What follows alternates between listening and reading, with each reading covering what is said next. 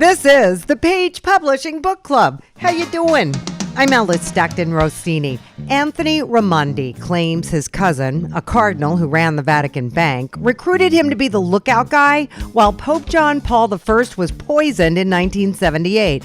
Forget about reports he died of a heart attack. And that's just for starters. He's got never-before-heard details on the Lufthansa heist and Jimmy Hoffa's murder, among other revelations that'll make your head spin, in his book entitled When the Bullet Hits the Bone. Let's start with the Pope's alleged murder, all right? Your cousin was the cardinal running the Vatican Bank and just one of several relatives at the Vatican at the time.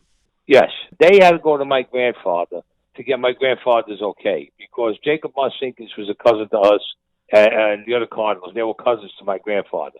They went to see my grandfather, Antonio. They told him what was going on. He had to give the okay because it was from the stock fraud from the 70s that this happened. So what happened with the stock? Can you boil that down for me? Basically, what it was, my cousin Luigi Raimondi came to me when I came home in 1975. He called me up from the Vatican, and they flew in to see me. They told me about the stock fraud that they had, that Pope Paul VI gave them the okay, and they were counterfeiting the stocks. They were selling it all over the world. They sent me the stocks. I sent them out. I had a friend of mine that worked in commodities in the New York stock market, and his nephew worked in like the precious metals and the oil and the silver and AT&T and all of them. So I gave him stocks to handle. There was a guy, Pete Martell, in Jersey, but his real name was Petey Rayo, but he went by Pete Martell, Petey Matza. I gave him the stocks, and he was related to the old man Rayo, who was the big boss in Jersey. He put it in the stock markets in Jersey, and I had a friend of mine in Chicago Mercantile, and I sent stocks out there. Anyway, like it was raining money, let's put it that way. That's the best thing that I could say. And when Pete Martell, he got pinched, we didn't know about it. He got arrested. We got the word. And I got me and a couple of my guys, and I ran to Italy. We went there. FBI came there to take us. They couldn't touch us because I'm in Vatican City. It's considered a country within a country, and there's no extradition. So they made a deal, my cousin Jacob Marcinkus, and we gave them X amount of dollars back. And then we gave them a list of everybody, because we had a list of everybody who we sold the stocks to. And this is how we made a deal with the FBI. I told them, here's the list of all the people, here's X amount of dollars. They gave him about $500 million to be exact, is what they gave him back, until we could come home. But he says, go to all these people, tell them that there was either a flood or a fire, the stocks got destroyed, and we're issuing you new stocks. See, the thing is this, my cousin had a fail-safe. The counterfeit stocks had the same batch number, routing number, and serial number as the originals that the Vatican owned. And when he brought that up to the FBI, he says, listen, I'll make it known public. He says, you go into a recession, you'll never come out of it. You go into a depression. So they made the deal. And the FBI or whoever, the Treasury Department or whoever it was, got in touch with the people who just got the stocks, and they issued them new stocks. Meanwhile, it's still floating around to this day. So now Pope Paul VI dies, and Pope John Paul I comes in. Now, I have more detail in Book 2 about Pope John Paul I, but I'll just give you a little hint. Pope John Paul I, his last name is Lucana.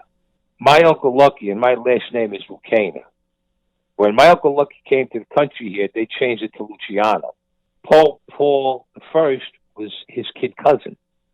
All right?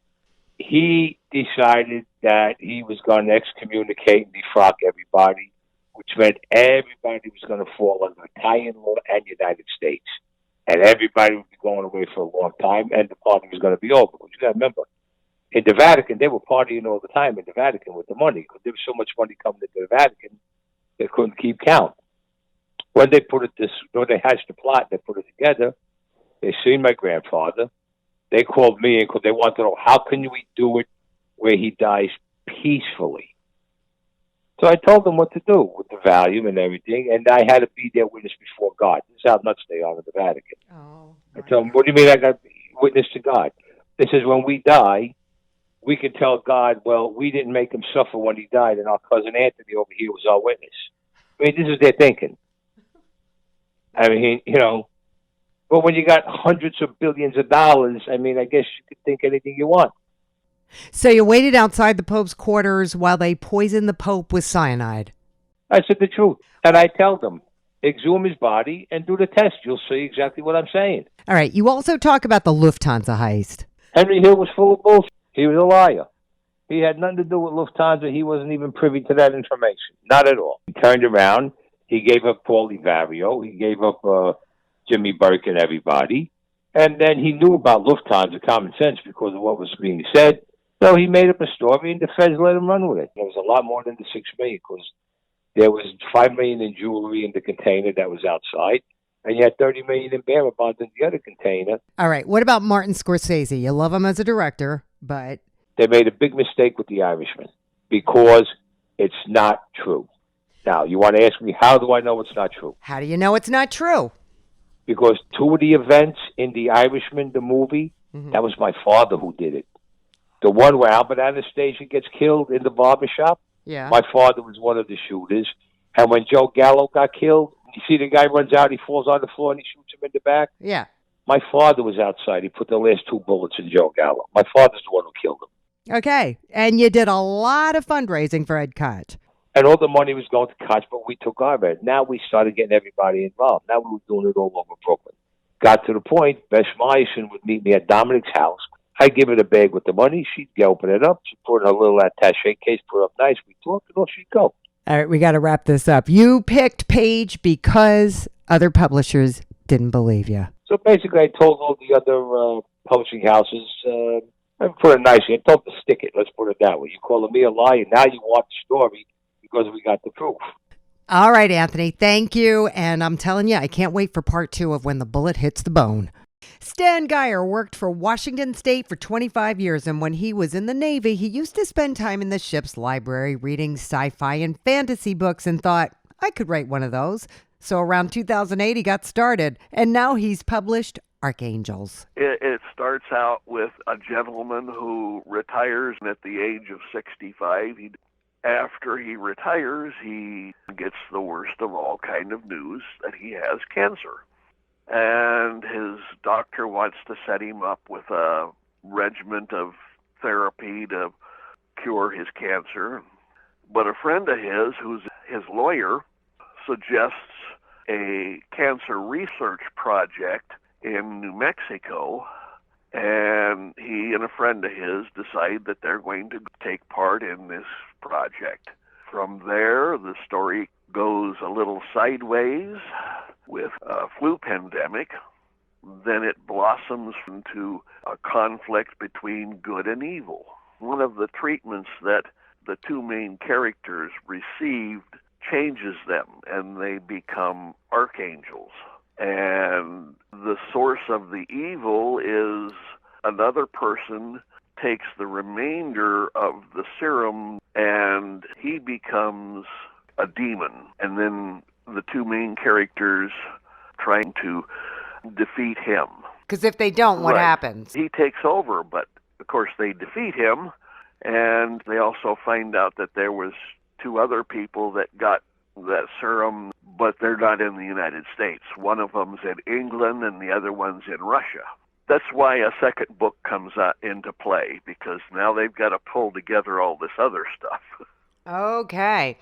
I left about 2 or 3 things hanging out there so I can work on a second book and develop the rest of the story.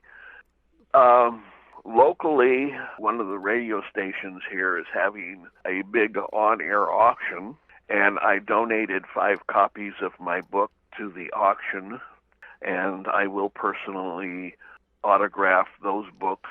Okay. I've spoken with the local Barnes & Noble, and I will shortly be doing a book signing with them.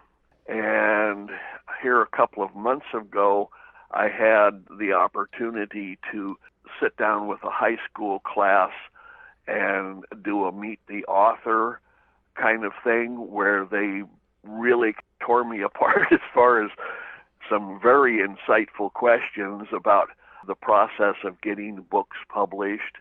And one young lady is thinking about writing a book of her own.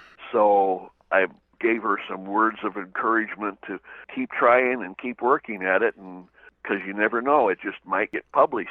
Well, you're proof of that, aren't you, Stan? Thanks for giving back to the community. Not a full-time job with an insurance company or pursuit of her master's degree could stop Gina Marie Martini once she sat down and started writing The Mistress Chronicles. And not just one book, there's 3. I was watching a political broadcast on television. I was watching The Hearing Impaired Interpreter, and I just had this vision of people using sign language to speak to each other without anyone around them hearing what they had to say. And I just started to build the story in my head after that. And I created a character in the story who's deaf. And I just took that one moment, which does play out in The Mistress Chronicles, the 2 people using sign language to communicate privately. And the series itself revolves around a man named Tommy who inherits a hotel and casino on the Strip of Las Vegas in the 70s. It's written from the perspective of a young woman named Angie, who ultimately becomes Tommy's mistress. There's depression, substance abuse, mental illness, teen pregnancy, the mafia, of course. I mean, it's 70s Las Vegas. You have to bring up the mafia in some way. She was born and raised in a very sheltered world. She was homeschooled. She always had a man controlling her. She was only 18 when she meets him. Eventually, he does confide in her that he's married, but he's getting divorced. And time goes on, and he's still married, and he still gives her a lot of excuses. But he takes care of her. He takes her away from her family. He sets her up in some beautiful ritzy area in this house, and they travel together. He's a hotel and casino owner. He's trying to build his own business and make more money and become more powerful. And his brother is the deaf character. She develops a really nice relationship with his brother, John. She learns sign language to, keep her relationship with John and with Tommy going. She also, has a lot of her own family drama. She's estranged from her mom. And throughout the story, you don't really know if her mother's dead or alive. And she only really knows, being raised by her father, who he was found murdered. So her uncle kind of takes over that role as guardian before she meets Tommy. And then she ends up with Tommy, who is also a very controlling person too. So she's very used to being controlled by men. And every once in a while, she tries to start to get, her own footing. And when she finds out she can't have children, she's very devastated over that. And she self-medicates, alcohol and drug use. So this story goes on through how many books? Well, each one of my books is written from the perspective of a different person. So the first story, I do kind of wrap things up for Angie. Oh. The second story, if it's called Moonlight Confessions, is written from the perspective of Tommy's wife. So then you're going to get a completely different side of the story and a different side of Tommy's world. I have a website. It's just GinaMarieMartini.com. I'm on social media. I've made local TV appearances in Connecticut here, and had several book signings at Barnes & Noble. I've also done a few local fairs, did a local news article as well. So I think, that got a lot of traction for me. And how did you wind up on TV? I just actually called the local stations, and there is definitely a fee attached to it. They don't advertise you for free, but I will say that I did get a lot of traction from that interview. I got almost 1,000 hits on my website just after doing that TV interview. Way to promote, Gina. Thank you. And it's break time here on the Page Publishing Book Club. Stay with us. Attention all authors. Page Publishing is looking for authors. Have you written a book and want to get it published? Page Publishing will get your book into bookstores and for sale online at Amazon, Apple iTunes, and other outlets. They handle all aspects of the publishing process for you: printing, cover art, publicity, copyright, and editing. Call 800-204-6099 now for your free author submission kit. That's 800-204-6099 for your free author submission kit. We are back on the Page Publishing Book Club. I'm Alice Stockton Rossini. Robert Wenzel is the COO of a natural gas company in Ohio with a very creative mind that keeps him up at night, but led him down the road to publish Thoughts of Another Day, Poems for the Common Man. I've always kept a journal and just started writing thoughts down, and then started putting it into, where it made sense, and putting it into poetry. And then, I'd go a long time and not do anything. And then I'd jump in and do stuff. And I just started putting them together and had, 100 and some poems, and some of them have something to do with me, and some of them don't. Some of them are just thoughts that pop into my head, and almost like song lyrics or poems. Some of it in the industry. I've been in the motorcycle industry my entire life, and been riding motorcycles my entire life, and it just some of them are inspired by that, and traveling and things like that. So. Do you have a favorite? One of my favorites, it's called 1977 or so. It was one of the very first ones I put together. You want to read some of it? We were young and full of piss and vinegar. There was a spark in our eyes. Our minds were racing with oh so much energy. The days were long. We loved those blue skies. We ran at dawn and rode till dark. Winters were cold, the snow was deep. We had each other's back, barely ever apart. Didn't know where we were going, but mostly required a Jeep. Our hair was long, our parents didn't understand. Our thoughts and convictions were written in stone. Didn't want the fun to end. It was always, yes, we can. The years passed, things changed, thoughts of being alone. I miss those days, never to return. We were so strong, now we can lean toward weak.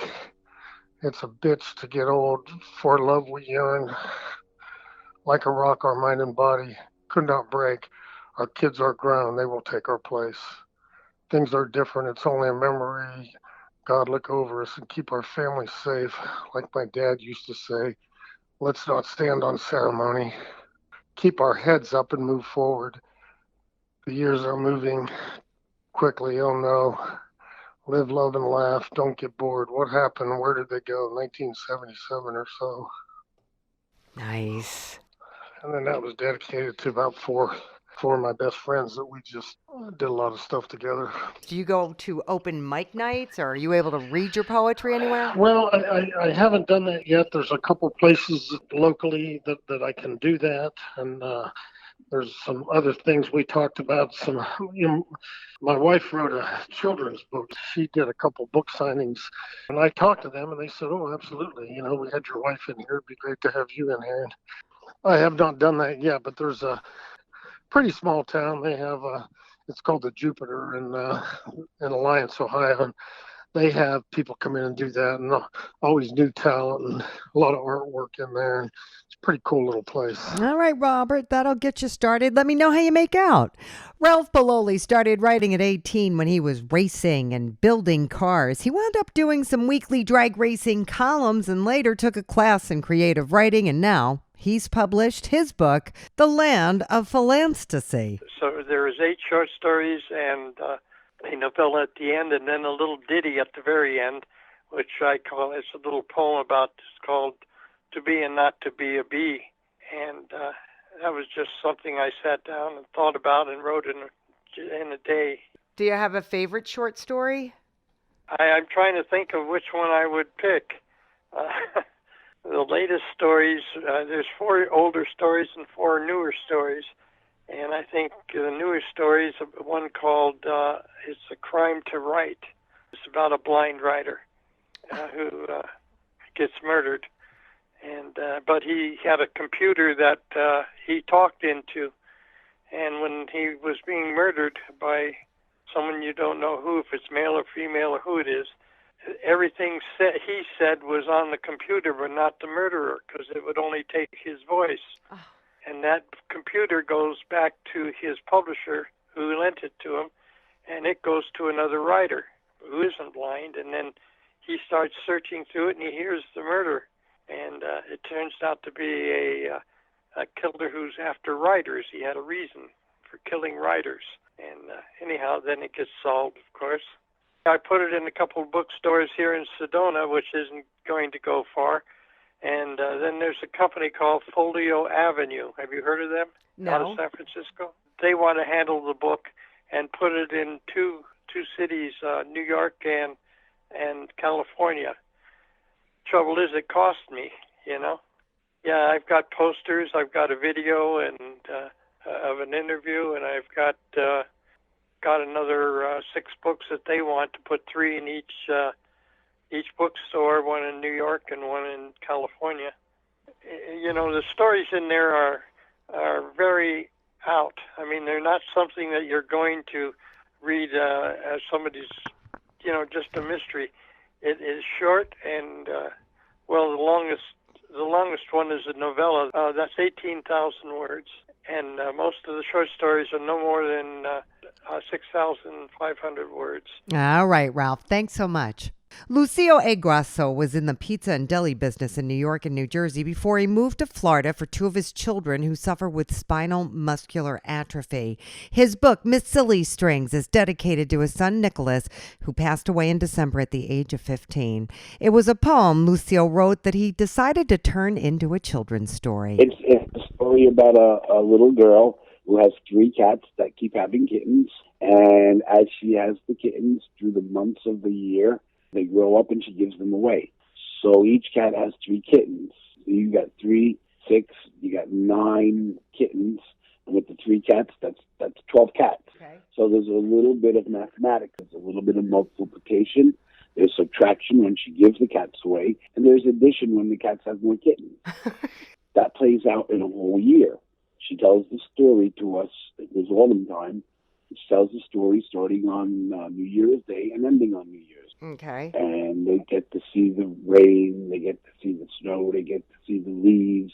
I drew out all the illustrations and I wrote them out so they knew what colors were this and the sun, the apples on the trees, and the snow. Yeah, the messages teach children how to read, older people that can't read how to read a fun story, something that I know when I was a kid, I got books every month, and I still have those books. I remember all the stories, and I play them back in my head if I want, remembering how I learned to read. And I think other people can do the same thing. If I can do it, so can other children and adults Nice. learn from this book. Giving something back is the best gift you can give. Absolutely. Well, I've been doing it word of mouth. Every time we go to the doctor's office, I bring the book with me. It's in my car, and when I go out, I take it with me, and I meet people along my path, and I introduce them to my book, and they take pictures and whatnot. And I don't know if they buy them. I have a friend of mine that just made me sign her book the other day. She bought one for her granddaughter. Nice. And my third book is called Rosie, Miss Silly Strings, and my daughter Rosie. And Rosie's in a wheelchair, and it's going to introduce children to other children with special needs. And I was thinking that when I did that third book that hopefully I made enough money on the first 2 books to have the third book published and then put the proceeds from that book into spinal muscular atrophy. I got tons of poetry on my floppy disk. Now I have no place to. Oh, jeez. So lucky I wrote everything down. Yeah. I have composition books just filled with poetry and short stories. And I think these 3 novels that I've written, the children's books, I've written the other 2 already. I think that they can really help, not just for children, but teenagers and older adults that have problems. Well, it's a great idea, Lucio. Good luck with it. Finally, need to make some extra cash? Nathan Hatchie has done the research and shares the intel in his book entitled Additional Ways to Earn More They Don't Teach. Some of us are stuck doing what we don't want to do. What is it that you're good at that you can capitalize on it? And for those that are not aware or just don't know what questions to ask, I just researched some of the ideas, put the 26 tips in the book. 3 or 4 of them I do personally, and the rest are not meant for me, but they might be meant for you or for someone else. I mean, I believe there's always a butt for every seat. So it was just a general idea of putting some of those tips in there. Now you know about them, and this is how you do them. There's ways to invest money to make your money earn more money, whether it be stocks or bonds or whatnot. There's also ways to invest in real estate with as little as $500 cash. I talk about that in the book. There's also writing a blog. There's websites that pay for that. Some people have the gift of gab, and YouTube channels are very good for that, or podcasts. And if you have a good social media following, even if you have no social media following and you just have an idea, there's anything to like cooking, to just talking sports, to what's funny, what's not. Sport highlights. I mean, I've seen low budget podcasts or low budget YouTube channels that talk about the Minnesota Vikings that get like 2,000, 3,000, 4,000 subscribers in. Advertisers pay for that. All right. Is there one that worked for you in particular? I personally love investing in real estate. I love investing in stocks, just putting a little bit here and there. I talk about that in the book. I personally love writing. That's my gift. That's what I was born with. Some people have different gifts. It's just the way it goes. It's just a matter of putting that gift to use. And I wrote that book as inspiration on hopefully tapping into your gifted potential. And when you put your gift to use, that only opens up more doors for you. So have you made money writing? I have. I know books are written by professional financial advisors. I know books are written by, multimillionaires out there, but what separates my book apart, it comes from me, comes off authentically. And I personally believe I just don't want to put any junk out there. I've researched these tips for well over a year, and it's a book you can get value from. I mean, not every tip is something you're going to want to implement. It's not something you're going to want to do. But I promise you, there's something in there for you. Even if it's just one tip, that book is well worth your investment. And it's just something I want to see personally out there that I felt I didn't see before, that was more directional, like here's how you can do it. Here's who, what, when, where, and how, if you want to get started. All right, Nathan, I'm ready. Thank you so much. And that's a wrap for this edition of the Page Publishing Book Club. Thank you so much for stopping by. Thanks to all of our authors. And if you missed anything, you know where to go. 710WOR.com and download the podcast. We'll see you next time. I'm Alice Stockton Rossini.